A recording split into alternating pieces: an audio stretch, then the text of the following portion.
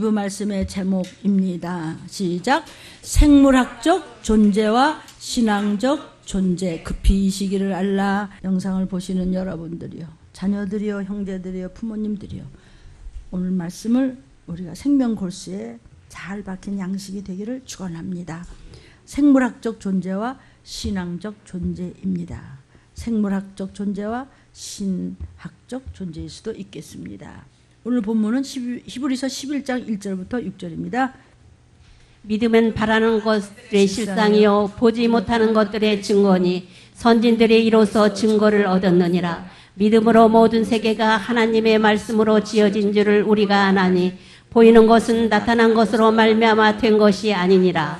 믿음으로 아벨은 가인보다 더 나은 제사를 하나님께 드림으로 의로운 자라 하시는 증거를 얻었으니 하나님의 그 예물에 대하여 증거하심이라. 저가 죽었으나 그 믿음으로써 오히려 말하느니라. 믿음으로 에녹은 죽음을 보지 않고 옮기었으니 하나님이 저를 옮기심으로 다시 보이지 아니하니라. 저를 옮기시기 전에 하나님이 기쁘시게 하는 자라 하는 증거를 받았느니라. 믿음이 없이는 기쁘시게 못하나니 하나님께 나아가는 자는 반드시 그가 계신 것과 또한 그가 자기를 찾는 자들에게 상 주신 이심을 믿어야 할지니라. 아멘. 하나님의 성품을 우리가 알아야 됩니다. 하나님의 성품은 전지전능하시고 무소부재하십니다. 전지전능이라는 것은 하나님의 전능성, 능치 못함이 없으신 창조주. 전지성은 무엇이나 모르는 것이 없으신 분. 또 무소부재하다는 것은 전재성을 이야기합니다. 하나님은 안 계시는 것이 없다는 것입니다. 어디나 계십니다. 어디 우리가 아담아 내가 어디 있냐 그래서 뒤집어 쓰고 나무 풀 속에 땅 속에 숨어도 다 찾아내십니다. 천지만물이 하나님 손에 있기 때문에 심장과 폐부까지 생각과 마음도 보시고 들으신다고 하셨습니다. 믿음이 없는 곳에는 율법의 하나님으로 계십니다. 하나님은 또 율법까지 만드셔가지고 이렇게 꼼짝을 못하게 하십니까? 예수님 오시기 전에 사람들은 그럼 어떻게 구원을 받습니까? 우리 오늘 일부 예배 때 어떻게 구원을 받는지 창세기 때도 예수의 피 때문에 구원을 받았습니다. 그러면은 예수님 오시기 전에 예수님을 안 믿는 사람, 예수의 이름을 한 번도 들어본 적이 없는 땅을 어떻게 합니까? 율법으로 다스립니다. 율법은 하라 말라의 법인데 그 법에 저촉이 되면 무조건 지옥불입니다. 아유 하나님 뭘 그러십니까? 그 율법 같은 걸 만들어서 누구는 말이죠 지옥 보내고 누구는 말이죠 천국 보내고 뭘 그러십니까? 로마서 9장 20절부터 24절입니다. 이 사람아 내가 네게 감히 하나님을 힐문하느냐. 지음을 받은 물건이 지은 자에게 어찌 나를 이같이 만들었느냐 말하겠느냐. 도기장이가 진흙 한 덩어리로 하나는 귀 있을 그릇을 하나는 천 있을 그릇을 만드는 권이 없느냐. 만일 하나님이 그 진노를 보이시고 그 능력을 알게 하고자 하사 멸하기로 준비된 진노의 그릇을 오래 참으심으로 관용하시고 또한 영광 받기로 예비하신 바 긍휼의 그릇에 대하여 그 영광의 부요함을 알게 하고자 하셨을지라도 무슨 말을 하리요. 이 그릇은 우리이니 곧 유대인 중에서뿐 아니라 이방인 중에서도 부르신 자니라. 우리의 믿음은 그릇입니다. 우리의 믿음의 그릇을 보시고 하나님은 우리의 폐부를 다 아십니다. 하나님이 선택한 유대인만이 아니라 누구도 이 땅에 어느 누구도 이방인도 다 하나님이 안 부르신 적이 없습니다. 아담아 때부터 불렀습니다. 그래서 하라 하지 말라는 율법이 있었고 율법이 이 땅에 모세가 가져오기 전에도 아담부터 아야 태초부터 하라 말라는 것이 사람들은 무조건 다 양심이라는 걸 가지고 있으니 그것이 율법입니다. 그 율법이 이제 문자화돼서 이제 우리에게 많은 율법이 있지만 그 중에서 10계명은 어제나 오늘나 변치 않은 하라 말라로 되어 있습니다. 거기 누구에게나 저촉이 되는데 하나님 말씀 믿지 아니하고 그 말씀을 그냥 양심적으로만 믿었다. 그거는 그냥 율법적이고 그것은 세상적입니다. 그건 그냥 세속적입니다. 하나님께서 이 땅에 오셔서 예수 그리스도가 구세주로 오셨다. 그것을 믿는 것을 믿음이라고 합니다. 그러면 예수 그리스도가 오시기 전에도 법은 인생에게 있었습니다. 율법이라는 것이 다 걸려집니다. 너 왜 살인했어? 예수님도 모르는데요. 그래도 율법에 걸립니다. 율법에 걸리면 무조건 지옥입니다. 아유 하나님 왜 그러십니까? 뭘 왜 그러셔? 토기장이 맘대로인데 너 구원받은 거나 감사해 정신 차려 이런 얘기입니다. 아멘입니다. 이 사람아 내가 네기에 감히 하나님을 힐문하느냐. 원래 하나님의 법은 있었어. 그럼 나는 예수도 없고 하나님도 몰랐는데 네가 양심적으로 사람을 죽이고도 마음이 기뻤느냐. 그럼 넌 지옥이지. 이런 이야기입니다. 아멘. 이제 마지막 때가 되면요, 이 시기를 긴급함을 전하는 하나님의 종들의 가르침이 성경에 쭉 나옵니다. 구약 때부터 신약 때까지. 그래서 사도 요한을까지 해서 주 예수 그리스도의 계시는 오픈한다, 예언입니다. 그런데 어느 종에게나 다 오픈하는 것이 아니고 다 성경은 누구나 자유롭게 읽을 수 있지만 하나님이 선택해서 주신 종들이 있습니다. 그것을 이 시기를 알라라고 때를 따라 양식을 먹이는, 영의 양식을 먹이는 종이어야 된다. 무슨 때? 지금이 어떤 때지? 분별을 해야 되겠지. 하늘이 벌게 하면 아이고 오늘이 무슨 이상한 날이야. 컴컴해 오면 아이고 오늘 소나기가 어딨어. 눈치 좀 채라. 그래서 우리가 뭐라고 그래요? 철들라 그러죠. 우리 엊그제 말씀 먹었죠. 철이 좀 들으라. 이렇게 봄 겨울 가을 겨울을 좀 눈치 좀 채, 철 좀 들어, 이런 얘기를 해서 이 시기를 알고 오픈되어져서 이 말씀을 누구에게나 주는 것이 아니요 말세지말을 전하는 종들을 선택하여 줬을 때 종들이 피해. 그러면은 우리 에레미야서에 봤던 그런 수많은 종들이 있었지만 다 외면을 하고 전쟁 얘기하지 마, 듣기 싫어해. 성도들 나가면 어떻게? 하나님이 다수를 기뻐하지 않는다고 그랬는데 왜 그래? 그래도 지금 당장이 급하지, 그러지 마. 에레미야만 또라이같이, 미친 사람같이, 정신병자같이 울며 불며 전쟁 난단 말이에요. 잘난 척하지 말고 머리 좀 깨끗이 정돈하고 쫓아오세요. 그래도 말을 안 들었어요. 나중에 말이래. 70년이 지나서 몇 대가 고통을 당한 다음에, 그리고 그 말에는 또 너는 에레미야 그대로 기록해서 말세 지말에 그때 전하는데, 그때는 은도 금도 안 쓰고 손에 표를 받아야 되고 모든 세상이 뒤집어지고 이제는 물로 심판을 하죠. 불로 데우면서 심판할 때 눈치 좀 채라. 그런데 성령을 받은 그들도 성령 충만하지 못해서 7명의 역사를 받지 못하기 때문에 들림 받지 못하고 덧빛에도 가지 못하는 그런 일이 생기라고 하는 것이 구약 때부터 이루어지고 신약 때부터 와서는 그 구약 때 주신 그 말씀을 받아서 그대로 목숨을 다하여 생명을 다하여 그냥 가증한 일을 하면서 불순종하는 그들에게 울며 불며 허리띠를 매면서 말 들어. 내 얘기가 아니야. 에레미야 얘기가 아니야. 느헤미야 얘기 아니고 에스겔 얘기 아니고 문목사 얘기 아니고 주 여호와께서 말씀하니라. 나 만군의 여호와가 말하노라. 수도없이 귀가 아파 가도 똑같은 말씀을 너무니 말씀. 왜 이렇게 똑같은 말씀을 했을까? 못 알아들으니까. 안 알아듣기로 했으니까. 안 알아들어? 유황불로 가볼래? 아빠가 왜 그렇게 맴매하는 소리를 하죠? 자식이니까. 그런데 애초부터 원죄에서 종씨를 개종시켰는데도 근본적으로 그렇게 교만한 자들이 있어서 말을 안 들어서 70년이라는 그 말을에 가서 진작 말을 들을 걸걸걸. 1차로 혼나는데도 나 안 가요 바벨론에. 그냥 바벨론으로 가. 거기서 한번 아빠한테 한번 혼나면서 아이고 예배를 못 드려 이런 거구나. 그렇죠? 예배 한번 잘못 드렸다가 우리 민겸이 학생이 얼마나 회개를 하고 버스에서 사람들이 보든지 말든지 회개를 했대. 근데 그날 오디션 때문에 못 가는데 그 졸업 오디션을 하는데 최고로 잘했다는 거 아니겠어요? 왜? 회개하니까 예수의 피만 있으면 사망 권세가 알곡들을 건드릴 때 생명이 있으면 비켜라. 아멘. 그러니 우리 앞에서 꼼짝도 못하는 것이에요. 더러운 것들이 믿음 있는 사람에게 널렁거리거든. 귀신아 너 불법이야 비켜. 우리 아들에게 예수의 피 있어. 내게 예수의 피 있어. 내게 생명이 있어. 내게 빛이 있어. 어둠아 물러갈지어다. 역대하 36장 15절부터 17절.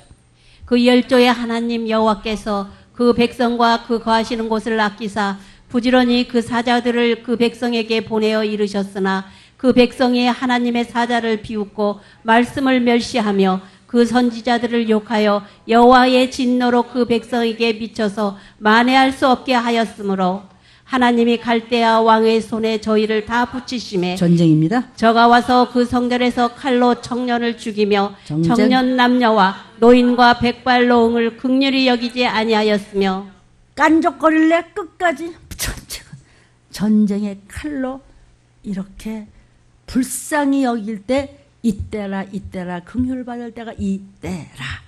지금 엄마 아빠가 불쌍히 여기시고 아버지께서 우리를 긍휼히 여기시고 자비와 은혜를 베푸실 때 예 알았어요 아빠 예와 아멘만 있느니라 아니요는 없다. 아멘. 마침내 전쟁을 붙여버리겠다는 것입니다. 사랑하는 여러분, 전지전능하신 하나님인데도 불구하고 하나님이 하실 수 없는 일이 한 가지 있습니다. 그것은 하나님이 무능해서 못하신 것이 아니라 창조주께서도 법을 하나 만드셔서 자신이 만든 법을 하나님 자신이 지키십니다. 그래서 하나님은 공의로우신 하나님이다. 변덕 부리신 하나님이 아니고 공의로우세요. 법 하나 딱 만졌으면 창조주도 지키십니다. 사람 머리에서 지금 계산이 안 되지만 우리가 천국에 가면은 완전한 곳엔 무엇이든지 그때는 밝히 본다 그랬어요. 하나님이 만드신 여러 가지 법 중에 첫 번째 법이 믿음의 법입니다. 하나님은 아무리 전능하실지라도 우리의 믿음을 초월해서 일하시지 않습니다.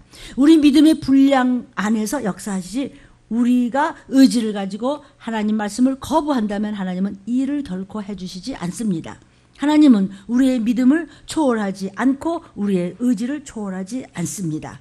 우리는 아쉬운 것도 많아요. 그죠? 구하는 것도 참 많아요. 그런데 하나님은 너 이것저것 구해? 하나님 다 해줄 수 있는데 그거 구하기 전에 믿음 좀 보여줘봐. 믿음을 먼저 내놔봐. 네 명함 먼저 내놔.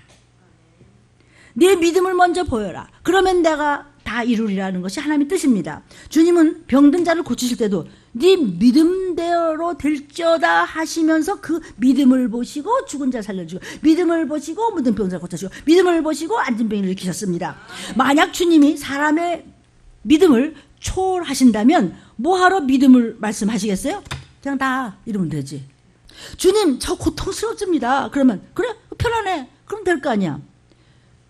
그런데 그렇게 안 돼요. 왜? 주님은 우리의 의지 속에 믿음을 보시고 믿음의 분량만큼만 편안함을 주세요.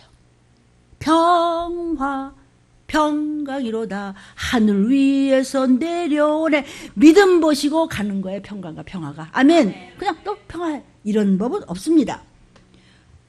믿음대로 될지어다라는 말은 뭐냐면 믿음이 없으면 안 된다는 뜻입니다.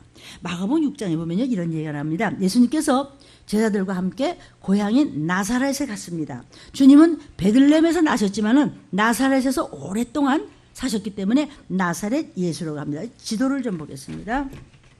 여기 파란 게 우리나라요.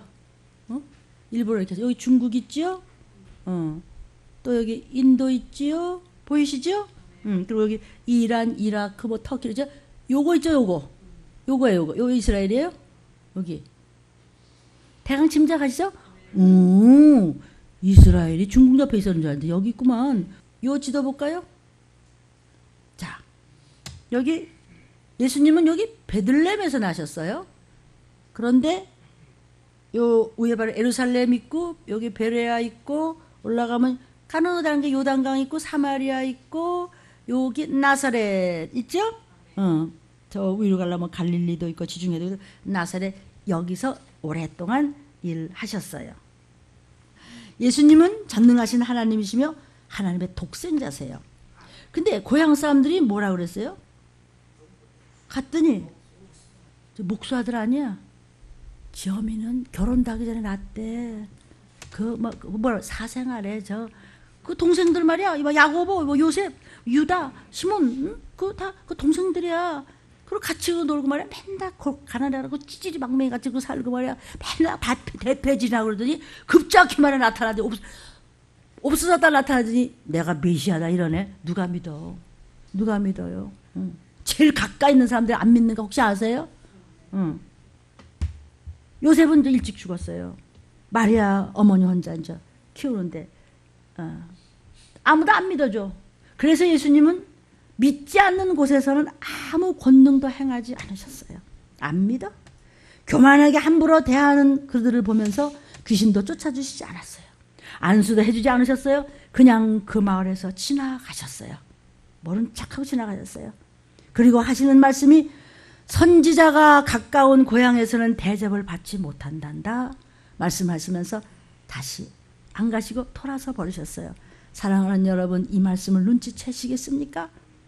그들이 받아들이는 믿음이 없었기 때문에 저거 지가 뭐라고 메시아라고 미쳤나봐 이랬어요. 하나님의 독생자이신 예수 그리스도께서도 믿음이 없는 것에서는 아무 일도 하지 않으셨습니다.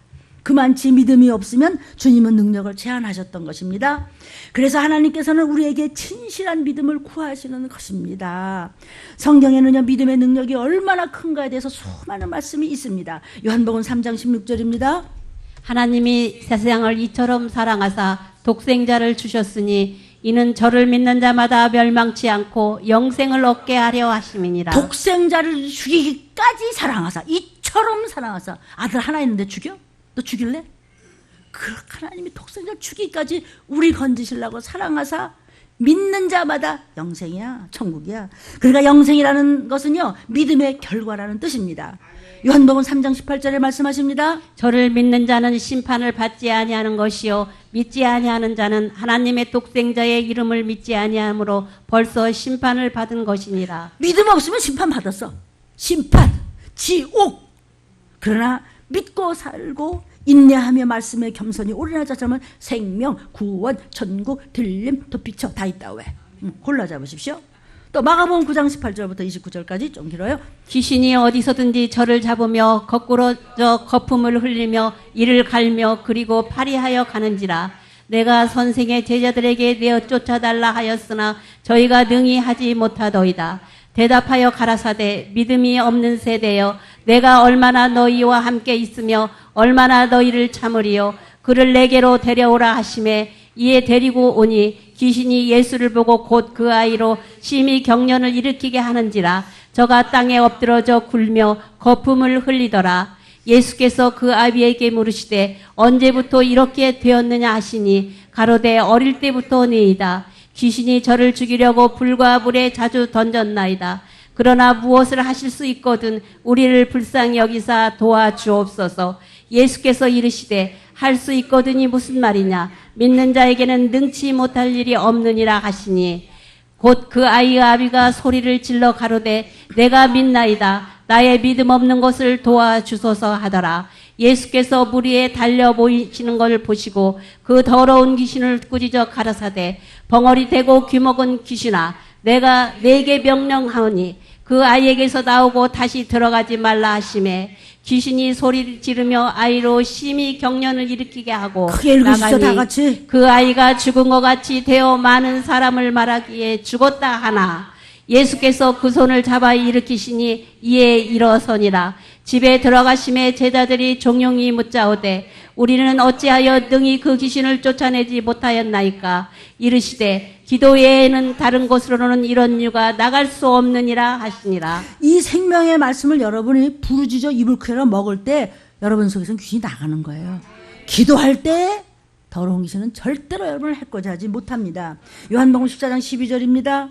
내가 진실로 진실로 너희에게 이르노니 나를 믿는 자는 나의 하는 일을 저도 할 것이요 또한 이보다 큰 것도 하리니 이는 내가 아버지께로 감이니라. 하나님께서 이 땅에 오셨다가 다시 승천하셔서 보좌 우편에 가십니다. 그런데 주님이 가실 때 너희는 내가 하는 일보다 더 할 수 있어. 얼마든지 귀신 쫓을 수 있어. 걱정하지 마. 내 이름으로 뭐든지 할 수 있단다. 내가 내 이름을 준다. 그리고 또 다른 보혜사가 이 땅에 오시니 성령이 오실 때까지 너희는 기다리니 주님 오실 때까지 좀 참고 좀 기다리십시오. 좀 어쩔 줄 몰라 하시고요. 믿는 자가 되기를 주의 이름으로 축원합니다. 근데 우리가 어떻게 예수님보다 더 큰 일을 해? 성령이 함께 하시니까 더 많이 할 수 있다는 우리에게 권세를 주셨습니다. 요한복음 7장 38절 39절입니다. 나를 믿는 자는 성경의 이름과 같이 그 배에서 생수의 강이 흘러나리라 하시니 이는 그를 믿는 자에 받을 성령을 가리켜 말씀하신 것이라. 성령을 받아야 여러분은 믿음을 지킬 수 있어요. 하나님과 예수님의 영이 우리 속에 임만을 하셔서 인풋하셔서 좌정하고 계셔서 성령께서 말씀으로 가리킨 대로 갈 때 7명의 성령도 받을 수 있고 믿는 자라고 하나님이 인을 치시니까 뱃속에서는 죽음의 강이 흐르는 것이 아니라 제주 성수도 물론 좋겠지만 그런 것 말고 생명을 주는 천국 가는 그런 넘치는 말씀이 충만하다는 뜻입니다. 이것을 일컬어 성령 충만이라고 하는 것입니다. 아멘. 오늘 여러분의 뱃속에서 생명수의 강이 흘러 넘쳐나기를 축복합니다. 아멘. 믿습니까? 아멘. 믿습니까? 말씀이 믿어지고 그 말씀을 붙잡으면 반드시 구원받으라고 믿습니다. 도적같이 임하는 날 나팔수가 들려줄 줄로 믿습니다. 그 믿는 자들에게는 표적이 있습니다. 어떤 표적입니까? 마가복음 16장 17절입니다. 믿는 자들에게는 이런 표적이 따르르니 곧 저희가 내 이름으로 귀신을 쫓아내며 새 방언을 아멘. 말하며 아멘. 내 이름으로, 예수의 이름으로 귀신을 쫓아낼 수 있으며 믿는 여러분들이 주시는 권세와 능력의 선물입니다. 근데 선물 받고 왜 안 씁니까? 마음껏 쓰시기를 주의 이름으로 축원합니다. 믿음만 있으시다면. 사람들은요, 믿음이 없어도 얼마든지 한 세상 살 수 있습니다. 사람은요, 영과 혼과 육으로 구별되어 있습니다. 육신을 생물학적 존재, 또 생물학적 인간으로 세상을 사는 것입니다. 조금 좀 잘났다면 저 사람 그래도 철학이 있어, 철학적인 사람 이러죠. 그래서 조금 나으면은 이제 철학적인 인간 또는 문화적인 인간이 있습니다. 그리고 지식을 좀 많이 상처서 하면 저 사람 문화적으로 격이 있어 이럽니다. 그러나 우리 영에 속한 사람들은 신학적인 인간, 즉 영적인 인간, 즉 신앙적인 인간이심을 믿으시기를 바랍니다. 내가 생물학적 인간이냐, 즉 문화적인 인간이냐, 철학적인 인간이냐, 아니면 신학적인 인간이냐, 신앙적인 인간이냐, 내가 신념으로 사느냐, 아니면 신앙으로 사느냐, 내가 영에 속한 사람이냐, 혼에 속한 사람이냐, 육신에 속한 사람이냐, 내 인생을 분명히 하라는 말씀입니다. 아무리 교회를 다녀서도요, 얼마든지 믿음 없는 사람 많습니다. 내가 정말 신앙적 존재인가 이런 거 생각 안 합니다. 나 뭐 교회 다니는데요, 아이고 우리 집 4대째예요, 5대째예요. 그저 믿음이 뭔지 그냥 생물학적, 철학적인, 문화적인 그런 인간으로 세상을 살아가는 종교인들 태반입니다. 그래서 말세지 말에 주님이 오시기 전에는, 전쟁이 이 땅에 일어나기 전에는요, 다 어두워집니다.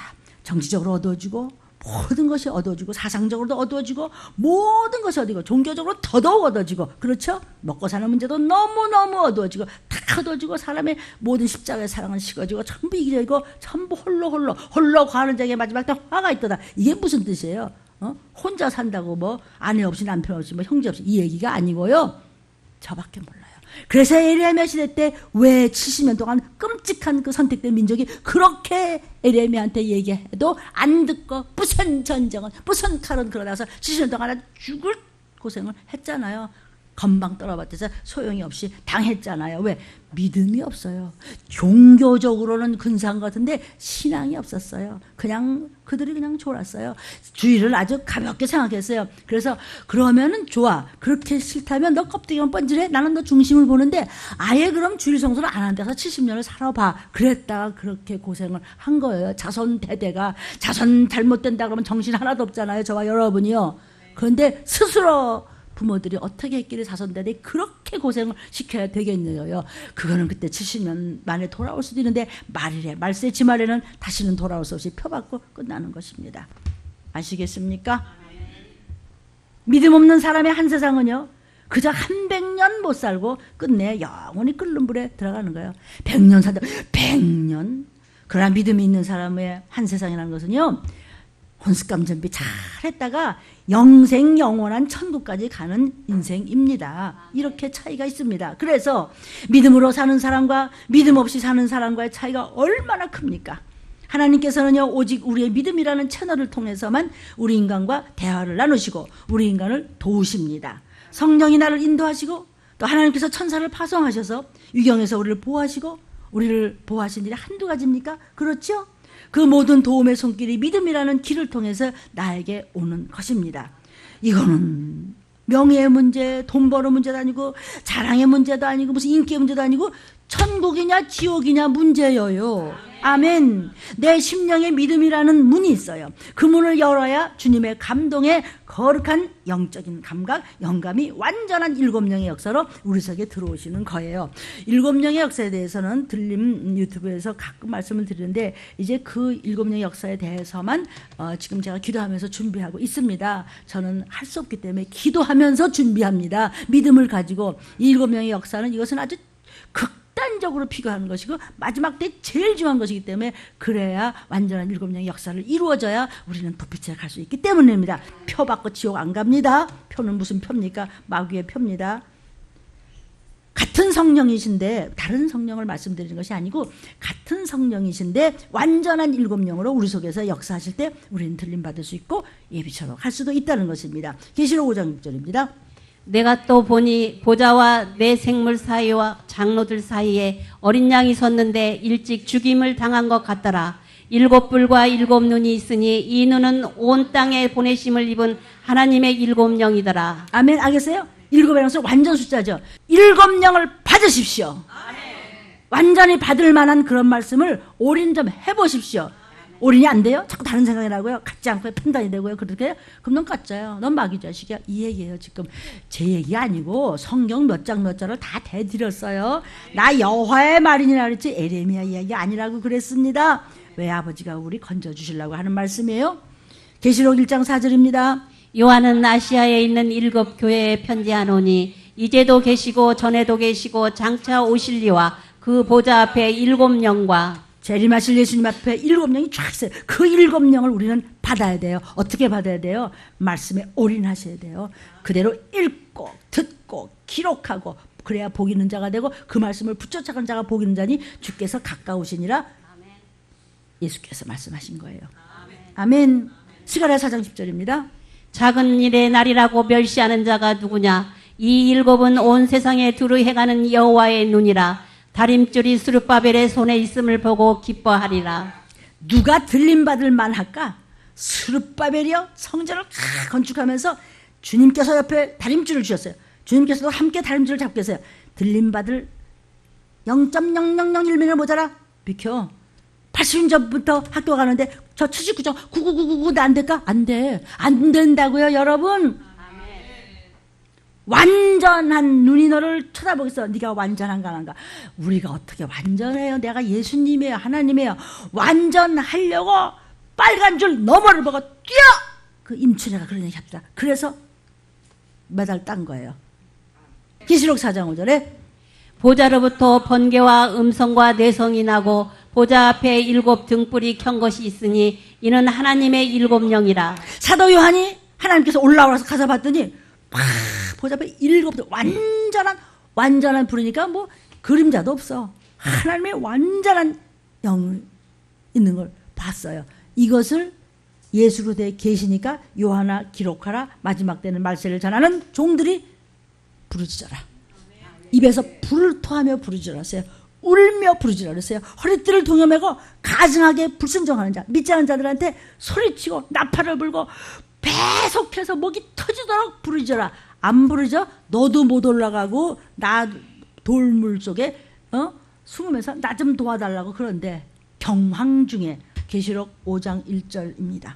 내가 봄에 보좌에 앉으신 이의 오른손에 책이 있으니 안팎으로 썼고 일곱 인으로 봉하였더라.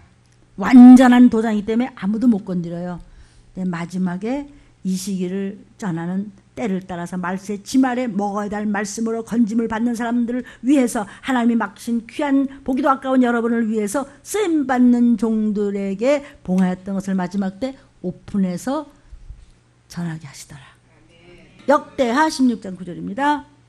여호와의 눈은 온 땅을 두루 감찰하사 전심으로 자기에게 향하는 자를 위하여 능력을 베푸시나니 이 일은 왕이 망령되이 행하였은즉 이후부터는 왕에게 전쟁이 있으리라 하매. 금방 떨고 왔다 갔다 무슨 회의 글쎄 그것도 중요하겠죠. 뭐 근데 성경이 다 있으니까 전쟁 옛날 얘기하는 게 아니고 어제나 오늘이나 동일하시고 성경은 항상 현재라고 그러셨어요. 스가랴 3장 9절이에요. 만군의 여호와가 말하노라. 내가 너 여호수아 앞에 세운 돌을 보라. 한 돌에 일곱 눈이 있느니라. 내가 새길 것을 새기고 이 땅의 죄악을 하루에 제하리라. 생각지도 않은 날. 그 다음에 이제 여호수아 그 6장을 이건 뭐 너무 길어서 다 읽을 수가 없어 제가 여호수아 6장만 읽었는데 여호수아 6장에도 일곱 나팔, 일곱 제사장, 7일 이런 얘기가 나옵니다. 계시록에 보면요 일곱 숫자가 계속 나옵니다. 또 마태복음 13장에도 천국의 비유에서 7가지가 나오고 주님 축복하신 그 오병이어의 7수도 나오고 또 주님 가상치론도 7수지요. 야고보 4장을 쭉 보면 지혜의 7가지도 특성도 나오고 나만 장구도 물속에 들어갔다 나와서 몇 번? 7번. 그렇죠? 계시록 1장 11절에도 7등대, 뭐 7별, 7교회사자 이런 것이 쭉 나옵니다. 계시록 4장은 굉장히 길죠. 쭉 봐도 등불, 뭐 7등불, 7인, 7천사, 7재앙, 7대접 이런 것이 아주 완전한 7의 이야기가 다 나옵니다. 그러면은 어떻게 해요? 7영의 완전 역사가 이루어지게 역사하여 주옵소서 이렇게 기도하는 것입니다. 7영으로 역사하여 주시옵소서. 성령의 7영의 역사가 있게 도와달라고 항상 여러분들 이름을 부르면서 금식하며 기도합니다. 믿음을 가지고 있는 상은 여러분 절대로 망하지 않습니다. 어떤 대적이 들림받지 못하게 넘어뜨린다고 할지라도 여러분은 믿음 위에 굳게 서 있는 이상 절대로 사단한테 끌려가지 않습니다. 성경 구조를 말씀드리는 겁니다. 최고의 무기가 뭐라고요? 믿음. 믿음이 나의 최고 무기다. 시작. 믿음이 나의 최고 무기다. 뭘 믿어? 지금 목사님이 막 죽으면 죽으라 떠드는 거 그 소리를 믿어. 그게 여호와의 말을 전하는 저는 심부름만 할 뿐이기 때문입니다. 찬송도 있죠. 믿음이 이기네, 믿음이 이기네, 주 예수를 믿음이 온 세상 옳대로 나와 이기네. 호랑이와 사자의 무기는 이빨과 발톱에 있습니다. 큰 이따만 황소요. 무슨 동물의 왕국 그거 참 자주 보는 편이었어요. 호랑이와 사자의 무기가 발톱과 이빨인데 큰 사자보다 진짜 황소가 더 큰 황소 있잖아요. 그 사자가요 황소 위에 휙 올라가서 이빨로 물어뜯으면 그냥 뜯으니까 죽읍니다. 마귀의 권능은요 죽이는 사망 권세를 가지고 있어요. 율법은 죄의 권능에 율법에 다 걸렸어요. 저와 여러분 그렇죠? 마귀는요 네가 뭐 목사라고 근데 너 살인했잖아. 야 이 마귀 내가 언제 살인했어? 내가 얼마나 성도들을 이뻐하는데 그래도 네 속에 말이야 아이처럼 꼴보기 싫어 이랬잖아. 너 살인죄 졌어. 그랬나? 봐요. 율법에 걸렸죠. 율법에 안 걸릴 수가 없어요. 그래서 매 순간 회개해야 돼. 왜 안 하시오 회개를? 유튜브를 보는 여러분 사망 권세 율법의 권능을 가진 사단 앞에 율법에 걸린 사람은 누구나 사단이 죽일 수 있다. 이것에 대항하여 이길 수 있는 무기가 믿음이에요. 예수의 이름이 내게 있어. 내가 믿음을 가지고 순종하고 기도하는 한 더러운 것들이 나 못 건드려. 이게 믿음입니다. 이것에 대항해서 이길 수 있는 무기가 뭐라고 했어요? 마가복음 16장 17절 믿는 자에게 따르는 표적이 귀신을 쫓아 새방울을 말해 뱀을 집어 무슨 독을 마셔도 해를 입지 않아. 이건 예수가 구세주야. 오늘 먹은 말씀만 붙잡으면 언제 오셔도 나 내 가족과 올라가. 나는 올인됐어. 이게 믿음이에요. 실제적으로 바울은요 뱀이 물었는데 안 죽었어요. 툭툭 털었더니 어머 저 사람이 신인가 봐 이랬어. 뱀이 독사가 뭔데 안 죽어? 얼마나 성령이냐. 성령으로 정말 충만했는지 오직 말씀으로 살았으니까요. 그러니까 저 사람이 신인가 봐. 그러니까 사람이 어째 신이냐. 그런 소리 하지 말라죠. 무슨 독을 마실지라도 해를 받지 않으면 실제로 요한은요 독약을 한 사발을 먹였어요. 안 죽었어요. 사랑하는 여러분 어떠한 해함이나 중상과 모략이 있었다고 할지라도 여러분 어디서나 말씀을 지키는 자에게 교회에서나 학교에서나 가정에서나 이웃에게나 어떤 일투에서라도 큰 중상모략을 곧 속썩이는 것이 있거든요. 그것에 쓰러지지 않는 것은 믿음밖에 없습니다. 나는 하나님의 딸이야. 나는 하나님의 아들인데 믿음 지키는데 내 죄입니다. 저를 축복해 주옵소서. 내가 이때 보혈의 찬양을 하면서 내가 정신 차리고 회개를 한다면 누가 건드려 한 길로 와도 7길로 도망간다고 성령이 약속하셨잖아요. 돈과 세상 욕심과 모든 불순종과 모든 그런 과욕 때문에 믿음은 소홀히 여기다가 자기 이빨과 발톱을 뽑아버리는 사람이 말세에 얼마나 많습니까? 자기의 믿음을 버린단 말이에요. 그래서 디모데전서 4장 1절에도 후일에 주가 재림하시기 전에는 귀신과 미혹영에 다 넘어져서 전부 다 빠져나간다는 거예요. 난 싫어요. 졸다 빠져나가고 거짓말하다 빠져나가고 궁시렁거리다 빠져나가고 자기도 모르게 죄에 빠져서 그래서 있죠? 네 배낭이 새고 있구나. 너는 열심히 긁어모았는데 다 뒤로 빠져나갔지? 어디 갔지? 아멘. 성경 말씀을 드리는 겁니다. 결국은 그것도 이것도 다 못 붙잡고 병들어 눕는 것이 인생입니다. 예수께서 말씀하셨어요. 너희는 세상의 빛과 소금이야. 소금이 만약 그 맛을 잃으면 예수의 피맛이 너한테 없고 믿음이 없고 슬쩍 그냥 이러고 기도도 안 하고 그러고 밥을 드신다면 그냥 무엇으로 짜게 하리요? 아무 쓸데없어서 밖에 버려지는 것을 사람에게 밟힌다고 하셨고, 성경에서는 천사들의 네가 나중에 결국 구원받지 못하고 구경거리가 될 것이며, 하나님도 비울 것, 네가 하나님을 비웃었으니까, 네가 말씀을 우습게 했으니까 네가 만인들이 너를 보고 뭐 예수 믿는데 저럼 지옥 가네? 이럴 거라는 것이에요. 우리 믿음의 사람에게 믿음을 빼버린다면 그것은 산송장입니다. 밖에 버리워서 사람들에게 밟힌 소금이 된다고 성경에서는 우리에게 말씀하시고 계십니다. 크리스천으로서의 소금은 무엇일까요? 예수 그리스도가 소금의 본질입니다. 예수 그리스도는 소금의 원액으로서 우리 안에 계시고, 우리도 그 원액을 가지고 예수의 피를 냄새를 풍기는 것이, 예수쟁이의 냄새를 풍기는 것이 소금 역할을 하는 것이고 빛의 역할을 하는 것입니다. 성도요? 그러면은 예수로는 소금의 원액으로서 우리 안에 계신데, 소금이 하는 일이 뭘까요? 첫째는요, 부패되는 것을 방지합니다. 세상에서 방부자가 되라는 것이에요. 어떤 썩어 문드러진 소에 가서도요, 창피를 물없이고 누가 미쳤다 그러든지 말든지 예수를 전하십시오. 나 목사라고 그러십시오. 나 집사라고 그러십시오. 나 예수장이라고 그러십시오. 아멘. 하나님이 듣고 보시고 반드시 천사를 통해서 보호하신다는 사실을 믿으시기를 주의 이름으로 축원합니다. 떨지 마, 쫄지 마, 쩔쩔매지 마, 겁내지 마, 두려워 말라. 뭐가 움찔하고 기분이 안 좋거든. 예수의 피가 있다. 더러운 영들아, 우리들 나가. 천사들아 오라. 금방 편안해져. 그럼 잘 말씀 녹음기 틀어놓고 쿨쿨 주무시면 돼. 뭘? 왜 밤낮 질sem해요? 말을 안 들어 먹으니까. 두 번째, 소금이 하는 일은 변하질 않아요. 소금은요, 오래 둬도 좀 거무튀튀해져도 소금이 급작히 달아진다든지 뭐 고소해진다든지 그냥 밤낮 짜요. 소금은 변하질 않아요. 세 번째는 소금은 갈증을 일으켜요. 우리는 하나님께 쓰임받는 사명자로서 갈증이 있어야 돼요. 하나님 뭐 해주세요. 그러기 전에 하나님 무엇을 해드릴까요? 맨날 엄마 이러고 있나? 군대 가서도 맨날 시집 가서도 맘마 이러나? 어머니 아버지 뭘 좀 해드릴까요? 몸이 좀 어떠세요? 보약을 좀 줘드릴까요? 아 이거 속sat을 사왔는데요. 엄마 힘들죠? 내가 뭘 좀 해드릴게요. 내가 좀 해드릴게요. 뭘 좀 해드릴까요? 하나님 아버지. 여태까지 지나온 세월 되돌아보니 하나님이 다 해주셨는데 빚진 자 되어서 받은 복을 좀 세우면서 하나님 제가 뭘 해드릴까요? 내가 해드리고 싶은데 부족한 건 하나님 좀 도와주세요.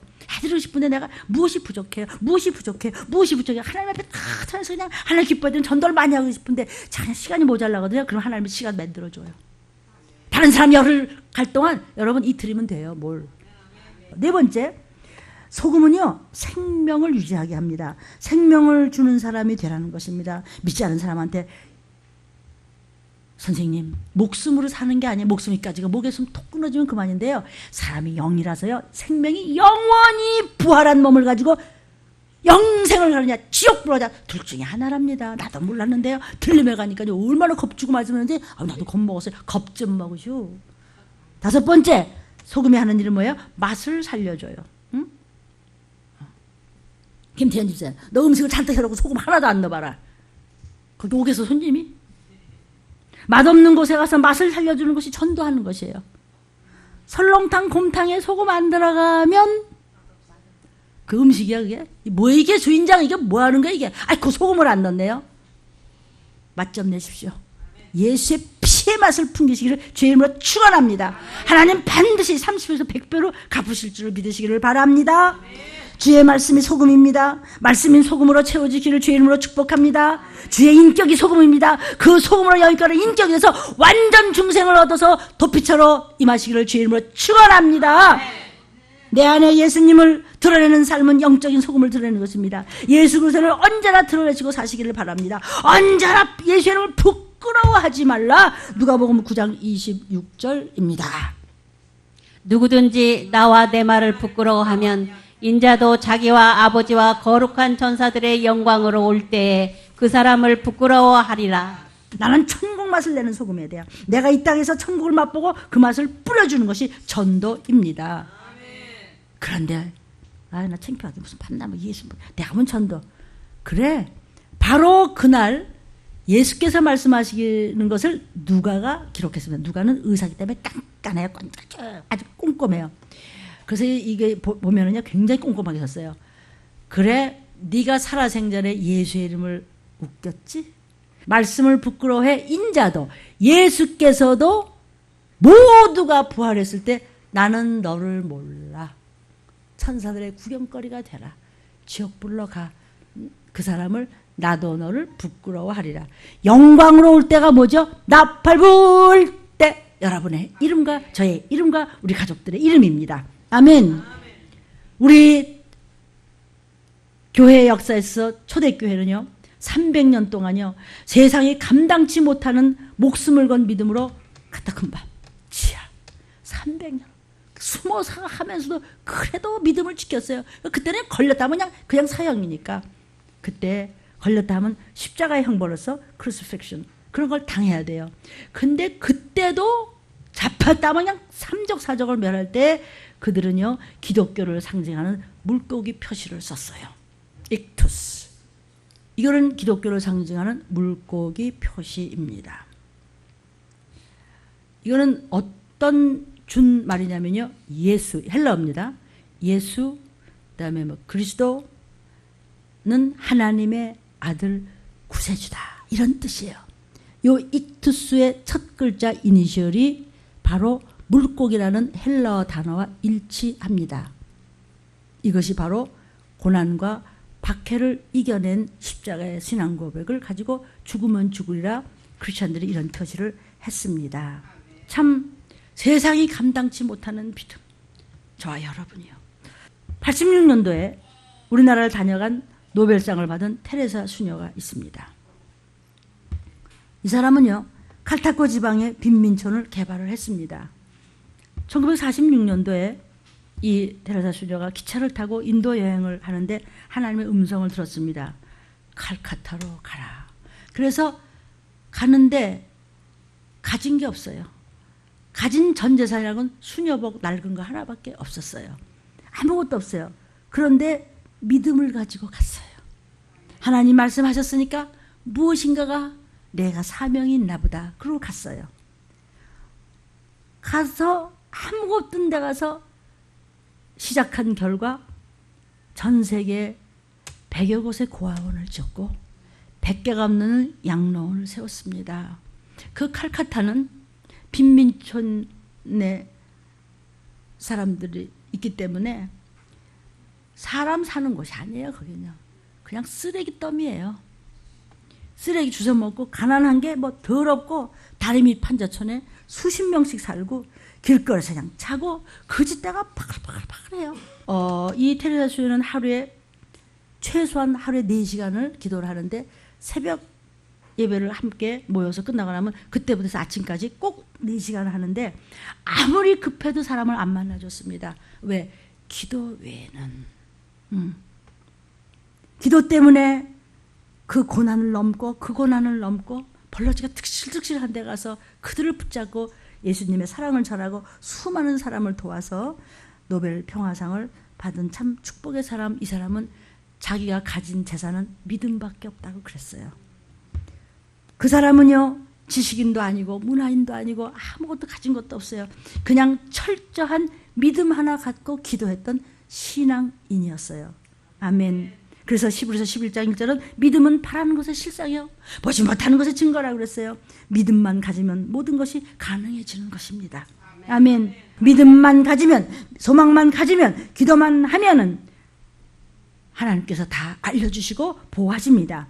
믿음을 가지면 예수로 말미암아 모든 것이 가능합니다. 성도요. 14만 4천. 이것을요, 기독교 방송에 이렇게 하는 걸 제가 들었습니다. 14만 4천은 무제한의 수를 말하는 것이라고 했는데, 그렇다면 주께서요, 그 수가 차기까지라고 수를 분명히 못을 박으셨어요. 예수의 이름으로 세상에 감당치 못해서 이렇게 생명을 걸고 예수의 이름을 전했던 카타콤바에 있었던 그 수백 년 동안 그렇게 해서 이름을 지켜서 그 우리의 후손같이 이렇게 믿음의 사람이 생겼듯이 그 사람들이 순교를 하고 껍데기를 벗겨서 기름감에 넣어서 또는 사도 바울은 목을 쳐서 이렇게 죽였습니다. 토막을 내가지고 껍데기를 벗고 그렇게 했는데도 사자가 물어 뜯어서 예수 믿는 것은 받은 증거 많더라. 이렇게 콜로시움에서도 그렇게 했죠. 그 많은 자료들이 지금 계속 지금 발굴되고 있습니다. 그런 영혼들이 성경에서는 미리 예언을 어떻게 하냐면 하나님 우리 언제 신혼에서 빨리 천국으로 갑니까? 그랬더니 잠깐만 기다려라. 14만 4천이 차면 그 수가 차면 하나님의 종들 뭐 내가 틀렸다고 감히 말할 수는 없지만 그거는 그냥 무제한의 수지. 아니 무제한의 수면은 무제한의 수라고 그랬겠지. 그 수가 딱 차면 나팔소리 나면서 터져 나오니까 선제 공격이 있으면서 재림하시면서 끝나는 거예요. 제가 더 구체적으로 안 하고 조금씩 넘어가는 것은 여러분이 알아들만 하기 때문입니다. 아멘. 주께서 그 수라고 하셨어요. 정확한 숫자 14만 4천을 여러 군데로 우리에게 미리 말했잖아. 아멘이에요. 그 숫자가 차면 바람주머니를 놓아서 전쟁이 시작입니다. 계시록 6장 9절부터 11절입니다. 다섯째 인을 떼실 때 내가 보니 하나님의 말씀과 저희의 가진 증거를 위하여 죽임을 당한 영혼들이 제단 아래 있어 큰 소리로 불러 가로되 거룩하고 참되신 대주제여 땅에 거하는 자들을 심판하여 우리 피에 신원하여 주시 아니하시길 그 어느 때까지 하시려나이까 하니 각각 저희에게 흰 두루마기를 주시며 가라사대 아직 잠시 동안 쉬되 저희 동무 종들과 형제들도 자기처럼 죽임을 받아 그 수가 차기까지 하라 하시더라. 그 수가 차기까지 하고 수라고 그랬잖아요. 순교 정신으로 세상이 감당치 못하는 하나님의 종들의 숫자가 14만 4천이라고 됐잖아요. 아멘이에요. 너희가 기롱하던 그날, 너희가 무시하던 그날, 목사가 목이 터져라고 소리 지를 때 목사 들리면 뭐 이랬던 작은 날이라고 비웃던 너희들, 그게 바로 작은 날이라고 그날이 하나님이 진노하시는 큰 날이에요. 요한계시록 6장 17절입니다. 그들의 진노의 큰 날이 이르렀으니 누가 등이 서리요 하더라. 그때도 비웃어 볼래? 그때도 귀찮으냐? 듣기 싫어서? 그때도 그렇게 한번 해볼래? 그래 영원한 유황불에 가야 속이 시원하시겠어요? 하나님 입맞은 정 14만 4천이라고 분명히 계시록 7장 1절부터 4절에 나와 있습니다. 이 일 후에 내가 내 천사가 땅 내 모퉁이에 선 것을 보니 땅의 사방의 바람을 붙잡아 바람으로 하여금 땅이나 바다에나 각종 나무에 불지 못하게 하더라. 아멘. 자, 예수님 우리 언제 신원하세요? 각종 나무의 사방의 천사를 동서남북을 잡아서 이제 전쟁 조금만 기다려 이 얘기예요. 또 봄에 다른 천사가 살아계신 하나님의 인을 가지고 해 돋는 대로부터 올라와서 땅과 바다를 해롭게 할 권세를 얻은 내 천사를 향하여 큰 소리로 외쳐 아멘. 땅과 바다를 해롭게 할 권세는 전쟁이에요. 가로되 우리가 우리 하나님의 종들의 이마에 인치기까지 땅이나 바다나 나무나 해하지 말라 하더라. 내가 입맞은 자의 수를 들으니 이스라엘 자손의 각 지파 중에서 입맞은 자들의 14만 4천이니 아직 14만 4천이 안 됐으니까 인치기까지 누가 끄트머릴지 몰라요. 14만 4천이 딱 여호와 하나님의 이름과 예수 어린 양의 이름에 14만 4천 도장이 찍혀졌다 하면은 빵! 먼저 선제 공격. 참다 못해서 성질 불그락불그락 해도 잘 참대. 성경에 다 있어요. 기억 안 나요? 한두 군데가 아니죠, 그죠? 여기서 이스라엘 자손 각 지파 중에서 입맞은 14만 천이지 언제 다른 사람이 14만 천이냐고 이렇게 또 방송을 많이 하시는데요. 틀렸다고 안 그럴게요. 저의 얘기를 할게요. 제가 기도한 결과는요. 이스라엘 자손은요. 내적으로는 우리를 얘기하는 것이고 외적으로는 이스라엘 민족을 얘기하는 것이에요. 믿는 자를 얘기하는데 믿는 자들이 12지파잖아요. 그 각 지파들이 그랬어요? 뭐라고 그랬어요? 각 지파? 믿는다고 하는 그 지금의 우리가 다 잘났다는 1000만 중에서 14만 4천이에요. 온 세계에 믿는다고 하는 큰 소리치는 모든 많은 분들 중에서 그 중에서 14만 지파 중에서예요. 그냥 지나가지 맙시다. 계시록 14장 1절에 뭐라고 그랬나 봅시다. 또 내가 보니 보라 어린 양이 시온산에 섰고 그와 함께 14만 4천이 섰는데 그 이마에 어린 양의 이름과 그 아버지의 이름이 쓴 것이 있도다. 14만 4천은 아무나가 아니고 믿는다고 하는 사람 중에서 보호표가 있는 자야 돼요. 하나님의 이름과 어린 양의 이름이 있는 목사여야 돼요. 그가 14만 4천이 붙잡고 있는 교회가 여호와만을 위한, 세상에 딴 거에 정신 팔린 사람 말고 돈 때문에 막 붙잡혀가는 종들이 있어서는 안 되겠죠, 그죠? 그래서 이마에 어린 양의 이름과 그 아버지의 이름을 쓴 것이 있는 그 종들, 그들은요 보호표를 받고 있는 종이고, 그 종을 따라가는 기업물 자들은 회개하는 사람들이에요. 회개시키는 종이 입맞은 종이에요. 그런 종은 따라가는 하나님의 가족들이나 그 종은 전쟁을 당한다 안 당한다? 안 당한다. 계시록 9장 4절부터 6절입니다. 이르시되 너는 예루살렘 성읍 중에 순행하여 그 가운데서 행하는 모든 가증한 일로 인하여 탄식하며 우는 자의 이마에 표하라 하시고, 나의 듣는데 또 그 남은 자에게 이르시되 너희는 그 뒤를 쫓아 성읍 중에 순행하며 아껴 보지도 말며 긍휼을 베푸지도 말고 쳐서 늙은 자와 젊은 자와 처녀와 어린아이와 부녀를 다 죽이되 이마에 표 있는 자에게는 가까이 말라. 내 성소에서 시작할지니라 하시매 그들이 성전 앞에 있는 늙은 자들로부터 시작하더라. 아멘. 입맞지 않은 자는 전부 전쟁에 죽고 지옥 가야 돼요. 아주 쉽게 얘기하면, 어디부터 하나님이 이걸 테스트하세요? 어디부터 하세요? 교회에 있는 자, 늙은 자는 오래된 자, 목사들로부터예요. 너희부터 한번 재볼까? 이런 얘기예요. 계시록 12장 6절. 여자는 교회예요. 도망가요. 어떻게 된 거야 우리? 전쟁이야? 1260일 동안 후 3년 반. 1년, 2년, 3년. 후 3년 반. 지금 전 3년 반 마지막입니다. 1260일, 후 3년 반 42달입니다. 양육하기 위해서 하나님이 예비하신 곳이 있어요. 거기가 도피처입니다.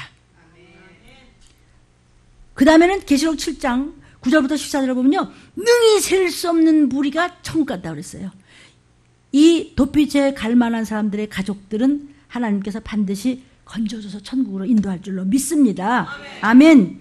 예비처로 가지 못한 사람들은요, 교회 아무리 다녀도 표받고 유황불로 던져져야 돼요. 그래서 계시록 13장 15절부터 18절을 좀 보겠습니다. 여기 보니까 오른손에나 이마에 표를 받아야 돼요. 도피처를 못 가면. 그것은 짐승의 이름이에요. The Beast라는 이름을 가진 적그리스도의 이름의 수는 666입니다. 지금 어디 가서 받는 그런 표 아니고 666의 표를 받습니다. 앞으로 통장이나 비밀번호 없이 손바닥 정맥만으로 예금을 출금할 수 있게 됩니다. KB국민은행은 지난 12일 이 같은 내용의 손으로 출금 서비스 시연 행사를 열었습니다. 이날 행사에는 최종구 금융위원장과 윤종규 KB금융그룹 회장, 허인 KB국민은행장, 김학수 금융결제원장 등이 참석했습니다. 이 서비스는 통장이나 신분증, 카드, 비밀번호 없이 손바닥 정맥만으로 은행 창구와 자동화기기에서 출금할 수 있는 제도입니다. 보안 우려에 대해서는 은행과 금융결제원이 생체 정보를 암호화해 분산 보관하고 있기 때문에 안전하다고 국민은행 측은 설명했습니다. 한편 이번 서비스는 창구 거래 시 통장이나 인감 없이는 예금을 지급할 수 없도록 한 현행은행법 감독 규정 탓에 그간 출시가 어려웠습니다. 하지만 정맥 인증 방식이 보안이 뛰어나고 신뢰성이 높다는 점을 고려해 금융위가 비조치 의견서를 내 상용화가 됐습니다. 최종구 금융위원장은 창구에서도 손바닥 인증 서비스가 가능해진 것과 관련 노령 고객의 디지털 격차를 해소하는 데에도 큰 의의가 있다고 본다면서 정부도 금융회사들이 혁신적 서비스를 편리하게 제공할 수 있도록 환경 조성에 주력하겠다고 말했습니다. 최 위원장은 또 법령 개정이나 실제 시행 시까지 상당히 오래 걸리는 만큼 유권 해석이나 비조치 의견서를 적극 활용하겠다고 덧붙였습니다. 유튜브를 보는 여러분, 마음대로 하셔. 표를 받아요? 다 받아요. 들림 못 받고요. 또 도피처 못 가면요, 받아요. 받아서 물 한 모금 빵 한 쪽은 얻어 먹었는데 그 다음에 슬슬 30도 40도 50도가 아니에요. 이제 점점 70도 80도 올라가고 불로 데우는 정도가 아니고 요새는 선풍기도 가만히 있다가 갑자기 불이 나고 말이에요. 뭐가 어떻다. 그래서 어쨌든 불로 데우기 시작해서 유황불에 대한 쌓입니다. 그래서 계시록 9장 6절에 표를 받았는데 표가 썩어서 혀를 물고 죽고 싶은데 안 죽어져. 그런데 어떻게 그렇게 정신머리가 없을 수 있느냐.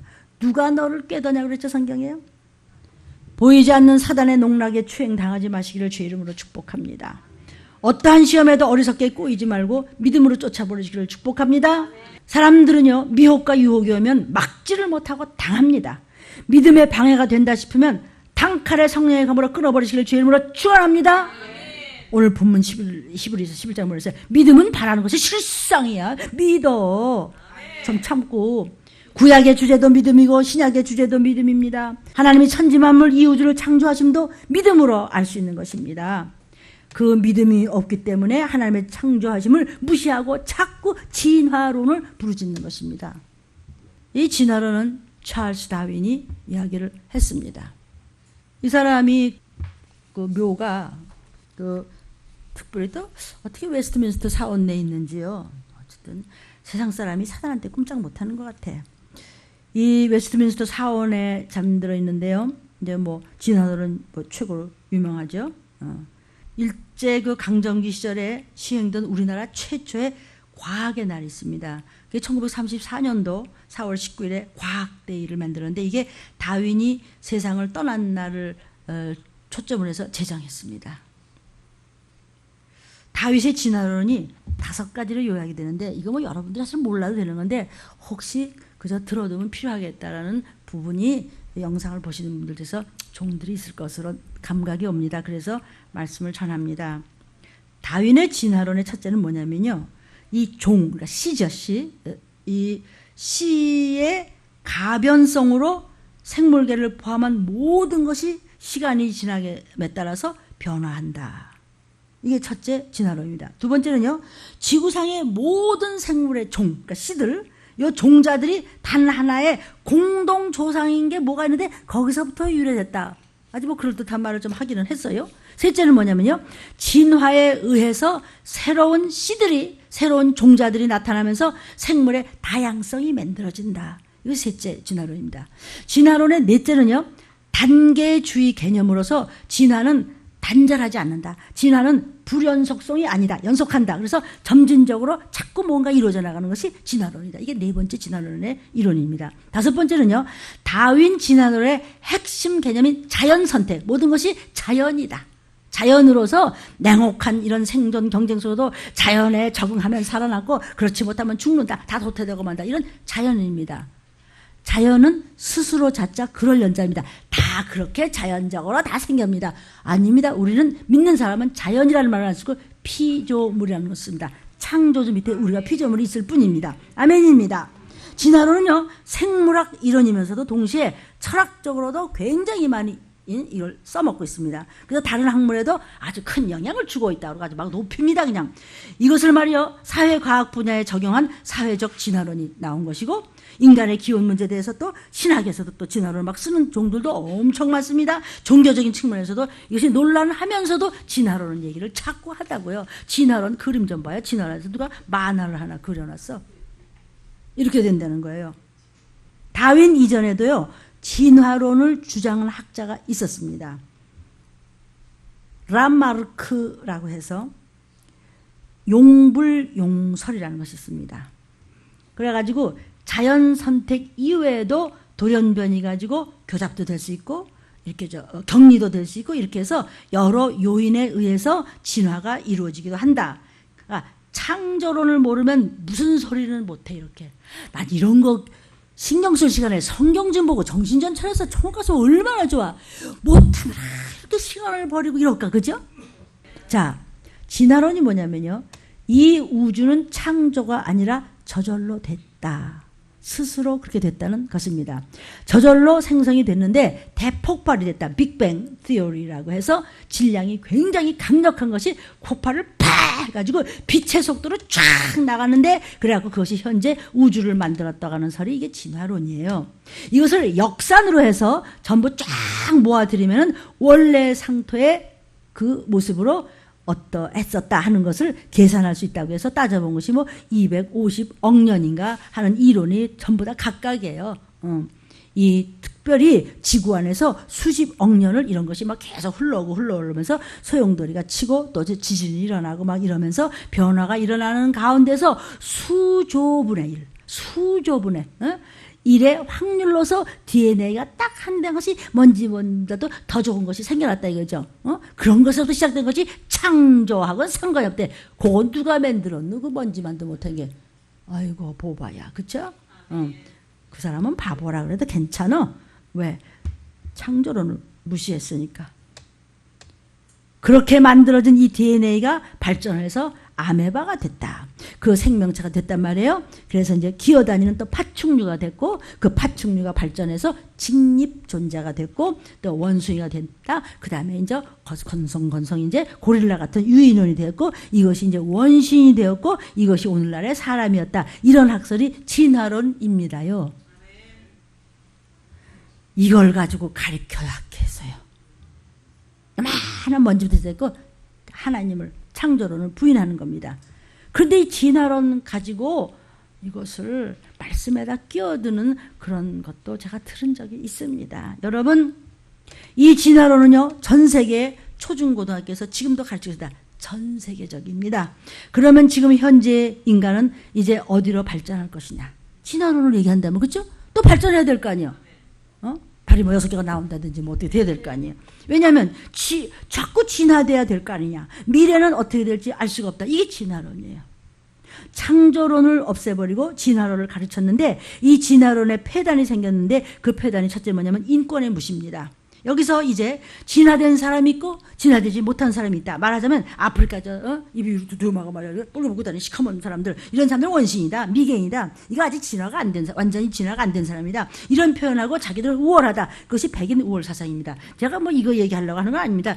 이거 진화론에 대한 그런 그 폐단 이것만 하더라도 사실은 한 번에 설교가 되기 때문에 이것이 중요한 것이 아니라 창조론을 모르면은 이렇게 사람들이 지금도 이걸 배우고 가르치고 교회 다니는 아가들까지도 물어보면 진화론 얘기를 한다는 거예요.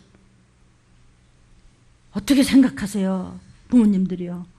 우리는요, 믿음으로 천지지간 만물지중에 있는 모든 것이 창조주 하나님의 피조물임을 믿습니다.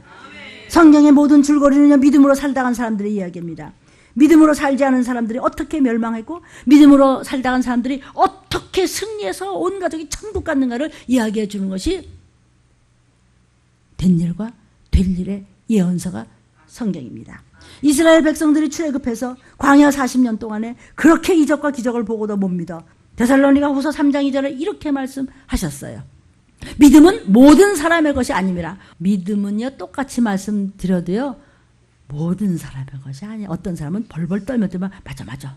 사도 바울도 복음을 전할 때 두렵고 떨리고 무서운 마음으로 그 대단한 사도 바울을 했는데요. 어떤 사람은 그딴 게 어디 있어요? 뭐라고? 진화가 어땠다고요? 진화론이 누구 이름인데요? 또 이러고 나오면 할 말 없지 뭐. 그런 사람 정말 있습니다. 그게 뭔데요? 하나님 말씀 앞에 회개치 않는 바뀌지 않는 자는요, 영원히 못 일어납니다. 스바냐 1장 12절 있습니까? 그때 내가 등불로 예루살렘에 두루 찾아 무릎 찢기같이 가라앉아서 심중에 스스로 이르기를 여호와께서는 복도 내리지 아니하시며 화도 내리지 아니하시리라 하는 자를 멸하라. 누가 화를 내린대요? 누가 전쟁한대요? 누가 전쟁이 난대요? 지금 또 평화조약 또 맺고 있는데요. 그런 게 어디 있어요? 그런 게 있어요. 성경이에요.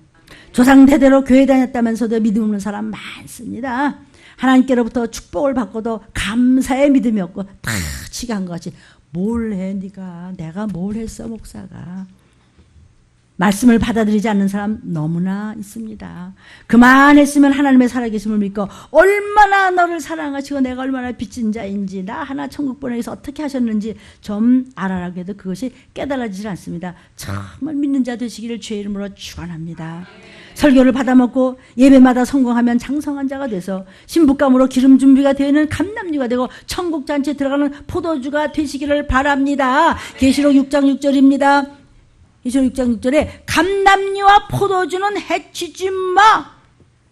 요한이 하나님의 음성을 들었는데 한 데나리온을 금을 가지고 있는데도 밀 한 대밖에 안 줘.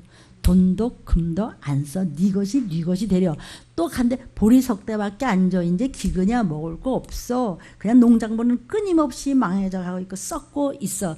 아이 아마존에 거기도 말이야 공기 좋고 글쎄 거기 산소가 온 세계 20%를 담당하는데 그게 요번에 그냥 잿더미가 되는 바람에 다시 또 시작을 하는데 끝이 없다는 거예요. 이런 식으로 얘기하자면 설교가 끝이 없습니다. 제가 모르기 때문에 성경만 전할 뿐입니다. 깨어 있을진저. 이사야 25장 6절입니다.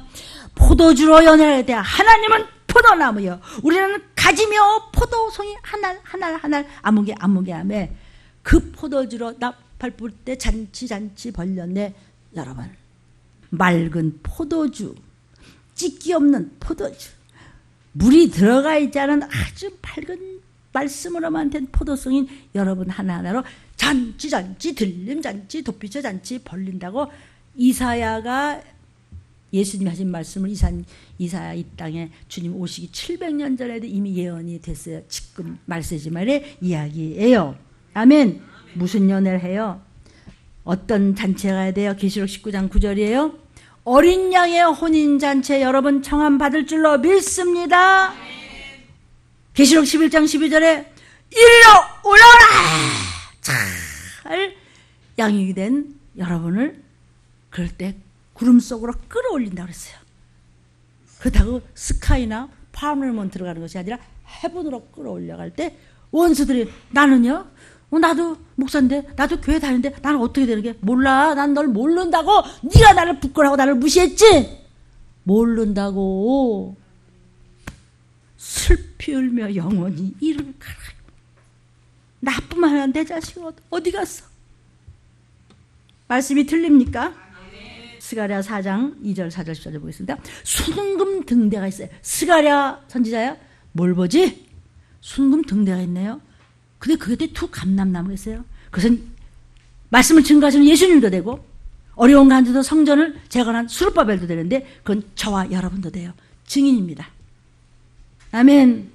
14절 기름 발리운 자들이 나팔 소리를 위해서 모두 하나님 앞에 이렇게 모여서 전도하고 헌신하고 봉사하고 아멘. 말씀을 붙잡고 준비하는 자, 늘 깨어서 들림받을 준비하는 자, 기름 부음을 받은 자. 기름은 말씀을 여러분의 믿음의 그릇 안에 가득가득 담아서 신랑이로다 예수 일어날 때 기름을 계속 태워야 저 여기 있는데요. 그리고 주님이 다 돌아보실 때 기름 준비를 많이 한 자를 성령 충만해서 열매를 많이 맺은 자라고 말씀하시는 것입니다.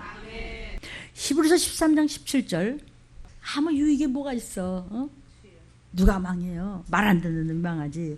그러므로 이 목소리를 성령의 목소리라고 듣고 저와 여러분이 청정하면 언제 오시라도 우리 그냥 영원한 나라의 본향으로 가면 그만이에요. 그래서 잠시 잠깐 있는 시간에 정신 차리라는 거예요. 이사야 50장 10절입니다. 너희 중에 여호와를 경외하며 그 종의 목소리를 정정하는 자가 누구뇨? 흑암 중에 행하여 빛이 없는 자라도 여호와의 이름을 의뢰하며 자기 하나님께 의지할지니. 아멘. 이렇게 입에서 불을 토하듯 부르짖는 종을 판단하거나 건드리거나 목사가 맨날 잠만 잔다고 그냥 야단 많죠. 목사 때 내가 좀 원수를 갚더라 잠이나 자자 이런 사람이 있다. 내가 더 졸지 뭐. 그래요? 반드시 죽여버려요. 목숨 죽는 거는 안 아까워요. 영혼이 죽는단 말이에요. 그럼 도피처는커녕 아까 같이 표 받으시면은 유황불로 던져지는 것이에요. 이게 귀가 없으면 못 듣습니다. 그러니까 귀 있는 자는 들을 자다. 귀 있는 자는 듣다가 수십 번이 나오죠 성경에. 왜 우리가 귀가 없어요? 말씀을 들을 수 있는 귀를 열란 말이죠. 웃겨? 이 말씀이 웃겨? 죽여버리겠대요. 그러니까 죽이면 죽죠 뭐. 죽었는데 귀신 됐어요. 그 다음에 유황불로 가요.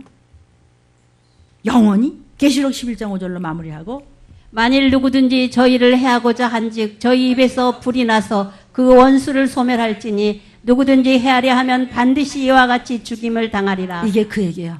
말씀을 전하는 좀 건들지 마세요. 아무리 사단이 사람을 써서 별짓을 다 해도 입에서 불이 나와서 소멸하겠다는 거예요. 그를 해하려 해 하나님 죽여버리겠다는 거예요. 아멘이에요? 제가 3분만 드릴게 마무리 좀 하십시오. 주여 3장 기도하겠습니다. 주여 주여 주여.